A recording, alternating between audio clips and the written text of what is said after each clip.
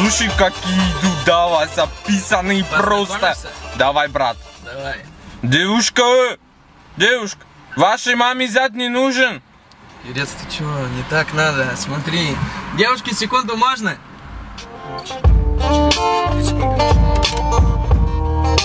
Сейчас.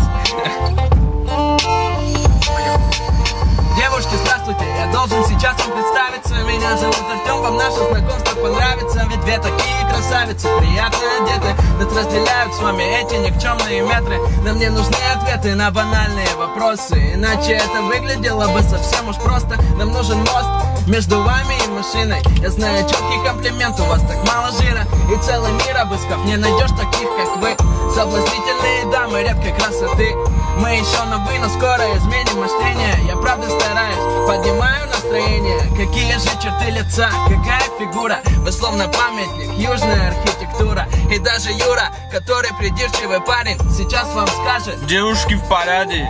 И это не вода, это правдивые строки. И вы меня не бойтесь, не возьму ваши я соки. Вы точно в шоке, и я надеюсь, что приятно. Голова кругом, и ноги становятся ватой. Да я смотрю без мата, вы без слов красноречивы. Я прям ушатан этим взглядом ангельской дивы. И все так мило, предлагаю присесть в машину. Все будет хорошо, смотрите на это обширно. Мы можем просто прогуляться или сесть в кафе. Кальяны, это уж нам по душе. А позже ночью мы будем кататься по городу. Вас устроит, что действий по этому поводу?